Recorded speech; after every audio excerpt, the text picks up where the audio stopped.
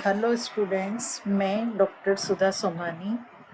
अपन chapter number 6 का पहला बिंदु पढ़ चुके थे, डीएनए की संरचना। उसके बाद हमने पढ़ा डीएनए पैकेजिंग। अब हम पढ़ रहे हैं आनुवंशिक पदार्थ की खोज। जैसा कि आप जानते हैं, मेंडल के वंशागति के नियम और फ्रेडरिक मीशर ने जो बताया था न्यूक्लियन पदार्थ के बारे में, उसके बाद ये तो पता चल चुका था कि डीएनए ही आनुवंशिक पदार्थ के रूप में कार्य करता है। और वंशागति के आणविक आधार की खोज सन 1926 में हुई। Gregor Mendel, Walter Sutton, Morgan व अन्य वैज्ञानिकों की पूर्व खोजों से ये तो पता चल चुका था कि गुणसूत्र जो होते हैं, जो कि गुणों को एक से दूसरी पीढ़ी में ले जा रहे हैं, वो कोशिका के केंद्रक भाग में मिलते हैं। अब लेकिन इस प्रश्न का उत्तर अभी भी प्रॉपर आंसर नहीं था कि वास्तव में वो कौन सा अणु है जिससे आपके ये गुण एक से दूसरी पीढ़ी में जा रहे हैं। मतलब गुणसूत्र जो है वो जिस पदार्थ के बने हैं, वो आरएनए है, प्रोटीन है या डीएनए है, जो आनुवंशिक पदार्थ की भूमिका निभाता है। ये 3 तरह के अणुओं में से वास्तव में कौन सा आनुवंशिक पदार्थ की भूमिका निभाता है, ये देखने के लिए हम यहाँ पर 2 प्रयोग देख रहे हैं। उसमें पहला प्रयोग है आपका, ये वर्ष 1928 में फ्रेडरिक ग्रिफिथ के द्वारा एक प्रयोग किया गया जिसको रूपांतरण प्रयोग के नाम से जाना जाता है। और इन्होंने क्या किया था कि एक जीवाणु है जिसका नाम है स्ट्रेप्टोकोकस निमोनियाई। इस स्ट्रेप्टोकोकस निमोनियाई जीवाणु जो होता है, उसके द्वारा एक रोग होता है, निमोनिया रोग। और इसके 2 प्रकार के प्रभेद होते हैं। जब इसको हम संवर्धन करते हैं तो एक चमकीली कॉलोनी वाला, मतलब जिसकी सरफेस स्मूथ होती है, वो एस प्रभेद, और वो उग्र प्रकृति का होता है, रोग फैलाने में सक्षम होता है। दूसरा होता है जिसकी बाहरी सरफेस रफ होती है, आर प्रभेद भी कहते हैं, और ये थोड़ा अनुग्र कैटेगरी का, इससे एकदम रोग होता नहीं है आर प्रभेद के द्वारा। तो यहाँ पर इन दोनों प्रकार के जो स्ट्रेप्टोकोकस न्यूमोनियाई के प्रभेद है, उनको उन्होंने रूपांतरण प्रयोग के अंदर अलग अलग तरीके से काम में लिया। तो ये अब हम देख रहे हैं कि ये प्रयोग किस तरीके से किया। तो आप इधर देखिए बेटा, पहली कंडीशन ग्रिफिथ के प्रयोग की, जिसमें आपका जीवित एस प्रभेद को लिया गया और उसको चूहे में ट्रांसफर किया गया। और जब चूहे में ट्रांसफर करते हैं तो हम क्या देखते हैं कि चूहा थोड़े समय बाद मर जाता है, क्योंकि उसमें निमोनिया रोग हो जाता है और उसकी डेथ हो जाती है। इसी पहली कंडीशन में उन्होंने जीवित आर प्रभेद को दूसरे चूहे में ट्रांसफर किया, तो देखा कि चूहा जीवित रहता है। फिर उन्होंने प्रयोग को आगे बढ़ाया और सेकंड कंडीशन में, प्रयोग के सेकंड स्टेप पर उन्होंने जो एस प्रभेद था उसको गर्म कर दिया, ताप से मृत कर दिया, तो वो डेड हो गया। उसके बाद उसको चूहे में ट्रांसफर किया गया, तो देखा कि चूहा जीवित रहता है, चूहे के अंदर निमोनिया रोग नहीं होता है। फिर तीसरी कंडीशन में उन्होंने क्या किया कि ताप से मृत एस प्रभेद प्लस जीवित आर प्रभेद, इन दोनों को जॉइंट करके चूहे में ट्रांसफर किया गया और देखा कि चूहा मर जाता है। तो आप ये देखिए कि बीच की जो 2 कंडीशन है, पहली वाली की सेकंड पोजीशन जो आर प्रभेद लिविंग था, और सेकंड कंडीशन जो थी प्रयोग की ताप से मृत एस प्रभेद, इन दोनों ही अवस्थाओं का परिणाम आप देखें तो चूहा जीवित, ये वाली कंडीशन आप देखिए। और जब इन दोनों को जॉइंट करके हमने तीसरी कंडीशन में दिया तो क्या देखा, चूहा मर जाता है। यानी कि ग्रिफिथ अपने प्रयोग के द्वारा ये कहना चाहते हैं कि, या उन्होंने ऐसा बताया ग्रिफिथ ने, कि जो आर प्रभेद था वो ताप से मृत एस प्रभेद के साथ जब दिया गया तो क्या हुआ कि तब भी उसमें ऐसा गुण था कि जो आर प्रभेद था, जो कि सजीव था, वो रूपांतरित हो गया। किस में रूपांतरित हो गया? एस प्रभेद में, जिसके कारण वो रोग पैदा करने में सक्षम हो गया और उग्र प्रकृति का हो गया, जिसके कारण से चूहे में निमोनिया रोग हो गया और उसकी मृत्यु हो गई। ये तीसरी कंडीशन में चूहे का मर जाना इस बात का इंडिकेशन है कि आर प्रभेद में एस प्रभेद के गुण आ जाते हैं, मतलब आर प्रभेद का रूपांतरण हो जाता है। इसी बात का केमिकल एनालिसिस किया गया, रूपांतरित सिद्धांत का जैव रासायनिक विश्लेषण किया गया, क्योंकि ऑसवर्ल्ड एब्री, कॉलिन मैक्लियोड और मैकलिन मैककार्टी, इन वैज्ञानिकों द्वारा ये बताया गया कि नहीं, आनुवंशिक पदार्थ जो है वो प्रोटीन है। और ग्रिफिथ के प्रयोग द्वारा ये स्पष्ट नहीं हो पाया कि कौन सा आपका मटेरियल है जो आनुवंशिक पदार्थ की तरह कार्य कर रहा है। तो इसी प्रयोग में उन्होंने केमिकल एनालिसिस के अंदर हम ये देखें कि ये जो ताप से मृत एस कोशिका से कौन सा रासायनिक पदार्थ आपका आर में गया और उसको रूपांतरित किया गया, ये देखने के लिए हमने 3 तरह की कंडीशंस में 3 एंजाइम्स काम लिए। पहले आपके प्रोटीन डाइजेस्टिंग एंजाइम काम में लिया जिसको बोलते हैं प्रोटीएजेज। तो देखा कि जो रूपांतरण की क्रिया है उस पर कोई परिवर्तन नहीं हुआ, मतलब कि चूहा जीवित रहेगा। अगर हम वहाँ पे आरएनए पाचक एंजाइम आरएनएज काम में लेते हैं तो भी रूपांतरण क्रिया को प्रभावित नहीं करता है, यानी कि आर प्रभेद रूपांतरित नहीं होता है और चूहा जीवित रहता है। ये कंडीशन रहेगी बेटा। कब रहेगी? जब प्रोटीजेज एंजाइम काम में लेंगे या आरएनएज जो एंजाइम काम में लेते हैं। तो जो तीसरी कंडीशन है ताप से मृत एस प्रभेद और आर प्रभेद वाली जीवित और चूहे में ट्रांसफर करते हैं तो चूहा इन दोनों ही परिस्थितियों में जीवित रहता है, यानी कि आर प्रभेद में कोई रूपांतरण की क्रिया नहीं होती है। लेकिन यदि इसी कंडीशन में, तीसरी कंडीशन में डीएनए एंजाइम वहां पर दिया जाए तो क्या होगा? वो डीएनए का पाचन कर देगा और डीएनए का जब पाचन हो जाएगा ताप से मृत एस प्रभेद का, तो आर प्रभेद जो है वो रूपांतरित नहीं हो पाएगा। और जो तीसरे नंबर की कंडीशन है कि आपने देखा था चूहा मर जाता है, यानी क्यों मरा था? क्योंकि आर प्रभेद का रूपांतरण हो चुका था। यहाँ पर जब हम डीएनए एंजाइम काम में लेंगे तो क्या देखते हैं कि आर प्रभेद जो है वो अपने मूल रूप में ही रहता है, उसका रूपांतरण नहीं होता है, जिसके कारण से चूहा जीवित रहेगा। यानी कि रूपांतरण के लिए जो ओरिजिनल अणु है वो कौन सा है? डीएनए है। ये आपका केमिकल एनालिसिस द्वारा प्रूव हुआ है। यहाँ नीचे जो 2 शब्द दिए गए हैं आप देखिए, डीएनएज और डीएनएज, इसमें से जो पीछे वाला डीएनए है उसको है वो एक प्रकार का एंजाइम है।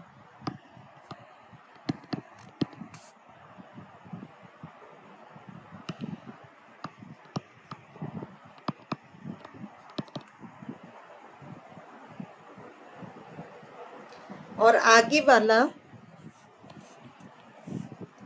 डीएनए का प्रकार, डीएनए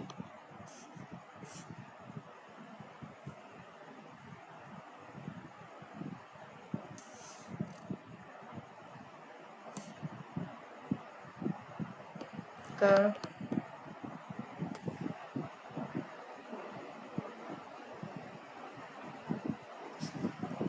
डीएनए का प्रकार।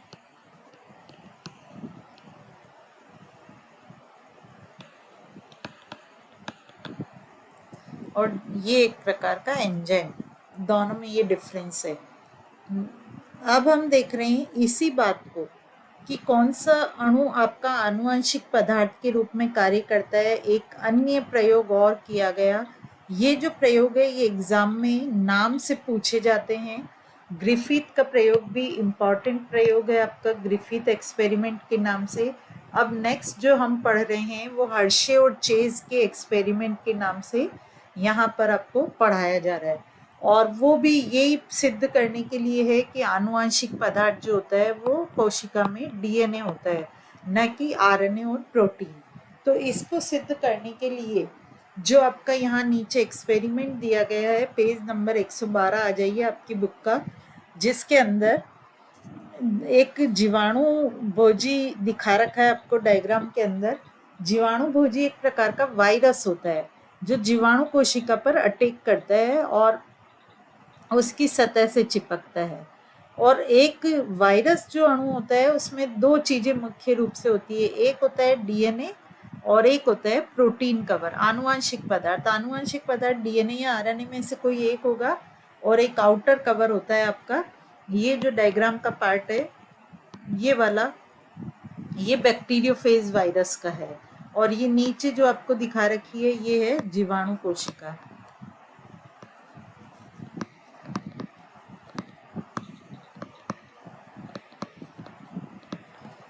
तो ये जीवाणु कोशिका पर अटैक करेगा। अब हमारे को जब हर्शे और चेज ने जब प्रयोग किया, उन्होंने क्या किया कि ये जो बैक्टीरियोफेज वायरस है इनको दो अलग अलग कल्चर मीडिया पर डेवलप किया गया। एक जिसमें रेडियो सक्रिय फास्फोरस था और दूसरा रेडियो सक्रिय सल्फर वाले पर। तो जो रेडियो सक्रिय फास्फोरस पर जिन वायरसेस को डेवलप किया गया बैक्टीरियोफेज वायरस को, उनका जो डीएनए होता है वो आपका रेडियो सक्रिय हो जाता है, जो बी डायग्राम में दिखा रखा है। और ए डायग्राम में जो आपको दिखा रखा है हम इसको लेबल कर देते हैं, ये ए कंडीशन है और ये बी कंडीशन है। तो हर्शे चेज के प्रयोग में आप ये देखिए, पहले हम ए कंडीशन देख रहे हैं। ये बैक्टीरियोफेज जो है ये बैक्टीरिया कोशिका पर अटैक कर रहा है। यहाँ पर आपका जो पिंक कलर से डिनोट किया गया है वो है रेडियो सक्रिय पदार्थ से बना हुआ कवर। ये रेडियो सक्रिय सल्फर से बना हुआ इसका कवर है। मतलब जब इस बैक्टीरियोफेज को रेडियो सक्रिय सल्फर पर डेवलप करेंगे उस तरह के कल्चर मीडिया पे, तो इसका जो आउटर कवर है प्रोटीन वाला वो रेडियो सक्रिय होगा। क्यों? क्योंकि डीएनए में सल्फर नहीं पाया जाता है। और इस तरह के बैक्टीरियोफेज को जब जीवाणु कोशिका पर छोड़ा जाता है या उसमें संक्रमण कराया जाता है, तो आप देखिए डायग्राम के बी पार्ट में, मतलब डायग्राम जो आगे बढ़ रहा है उसके अंदर ये जो है ब्लैक पोर्शन अंदर जा रहा है इसका, जो कि नॉर्मल आपका डीएनए है। और इसका जो रेडियो सक्रिय पार्ट है वो बाहर ही रहता है, प्रोटीन कवर। तो ऐसी कोशिकाओं में जब आपके 35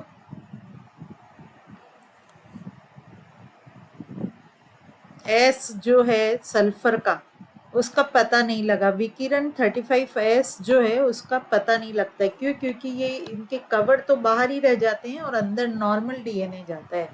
और बी कंडीशन में हम देख रहे हैं कि जो रेडियो सक्रिय फास्फोरस से बना हुआ डीएनए था 32P वाला जो मार्क किया हुआ है, और इसका जो प्रोटीन कवर है वो ब्लैक कलर का है, सिंपल है, बिना रेडियो सक्रिय पदार्थ का। जब ये बैक्टीरिया कोशिका को संक्रमित करेगा तो चूंकि डीएनए इसके भीतर जाता है, आपके जीवाणु कोशिका के भीतर, और प्रोटीन कवर बाहर रहता है, और जब इस जीवाणु कोशिका को टेस्ट किया जाता है, उसमें रेडियो सक्रिय विकिरण का पता लगाया जाता है, तो उसके अंदर 32P विकिरण जो है वो उपस्थित पाई गई। उस विकिरण का पता लगा, मतलब उपस्थित थी अपकेंद्रण की क्रिया के द्वारा।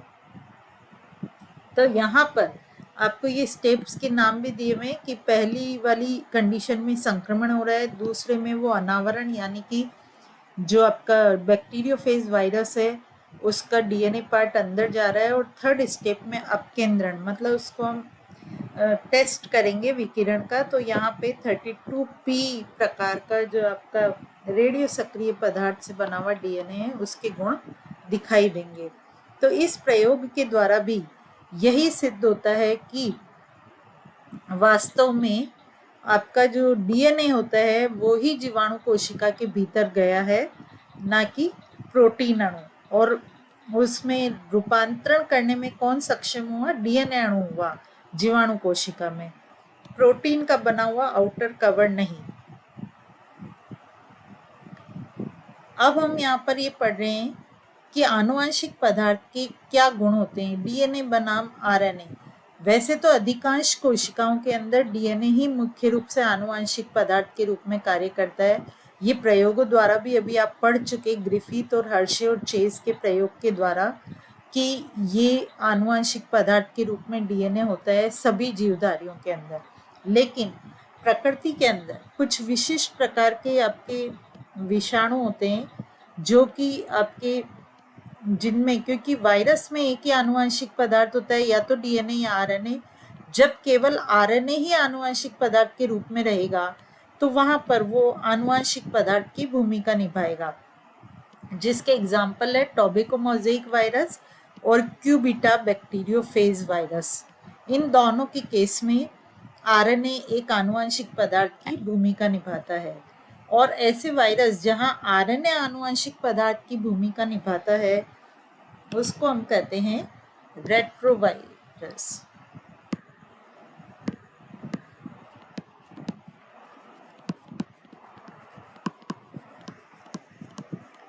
प्रकृति में रेट्रोवायरस ऐसे वायरस होते हैं जहां पर आरएनए आनुवंशिक पदार्थ की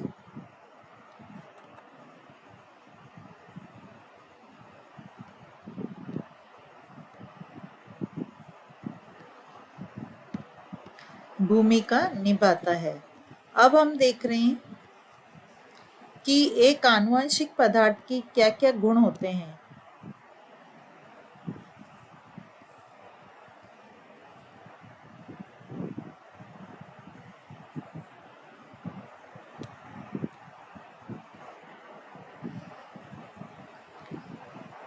इसमें आपको ये बताया गया है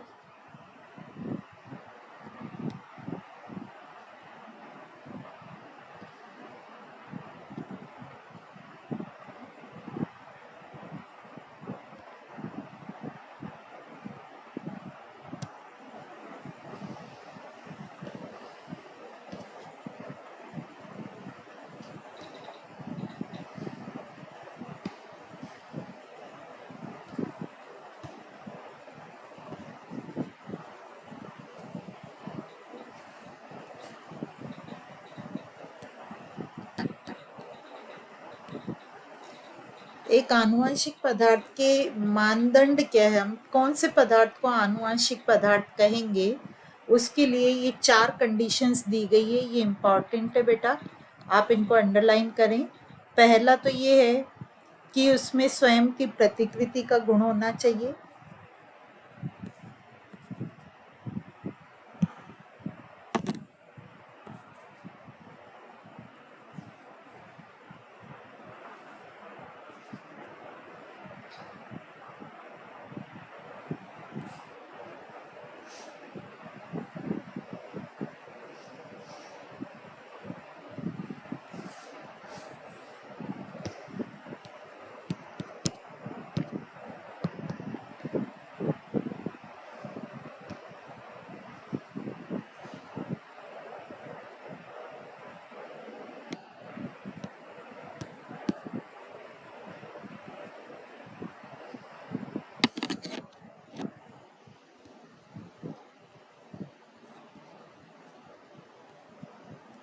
इसमें पहला गुण होना चाहिए स्वयं की प्रतिकृति करने का, दूसरा होना चाहिए रासायनिक संगठन स्थिर होना चाहिए, तीसरा गुण उसमें होना चाहिए कि उसमें धीमे परिवर्तन यानी उत्परिवर्तन की संभावना जो विकास के लिए आवश्यक है, और चौथा ये मेंडल के लक्षण के अनुरूप अपने आप को अभिव्यक्त करना चाहिए।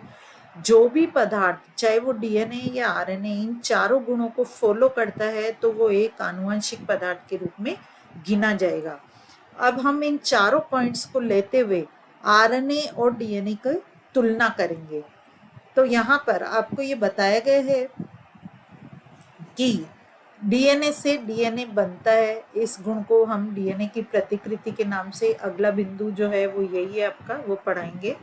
तो स्वयं की प्रतिकृति का जो गुण है वो केवल डीएनए में होता है, आरएनए में भी होता है लेकिन डीएनए की तुलना में कम होता है। फिर उसके बाद प्रोटीन में ये गुण नहीं होता है, तो प्रोटीन इस लाइन से बाहर हो जाएगा आनुवंशिक पदार्थ के मानदंड की क्रिया से। सेकंड स्टेप जो आपने देखा कि रासायनिक संगठन के आधार पर स्थिर होना चाहिए, तो इसके अंदर बताया कि अभी आपने देखा ऊपर ग्रिफिथ के रूपांतरण प्रयोग के अंदर, तो ताप से मृत एस प्रभेद भी आपका जो है आर प्रभेद को रूपांतरित करने में सक्षम था, यानी कि डीएनए ताप से भी मृत नहीं हुआ, तो वो आरएनए की तुलना में अधिक आपका जो है स्थायी है। रासायनिक संगठन के आधार पर।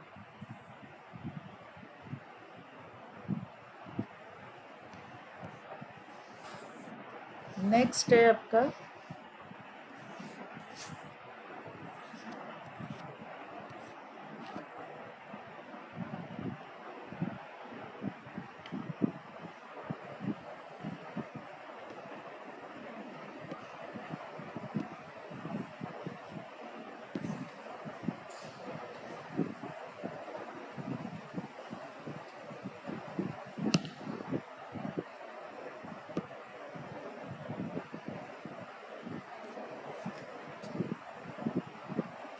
तो यहाँ पर ये जो कंडीशन है कि अधिक स्थायी कौन सा है आपका,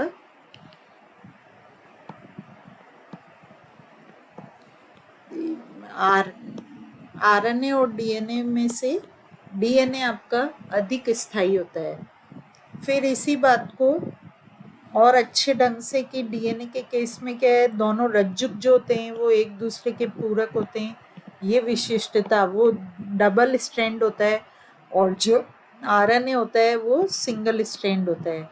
उसके प्रत्येक न्यूक्लियोटाइड पर 2 हाइड्रोक्सिल समूह मिलता है जो एक क्रियाशील समूह है। ये लाइन अंडरलाइन करें, जो इसके रासायनिक संगठन को अस्थिर करता है। आरएनए के प्रत्येक न्यूक्लियोटाइड पर 2 हाइड्रोक्सिल समूह की उपस्थिति, जिसके कारण ये क्रियाशील होगा और आरएनए जो है उसको अस्थिरता और आसानी से विखंडित हो जाता है।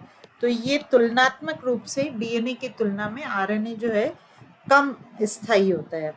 फिर हम संरचनात्मक दृष्टि से भी देखें तो डीएनए का रासायनिक संगठन जो है वो कम सक्रिय और संरचनात्मक दृष्टि से अधिक स्थायी होता है।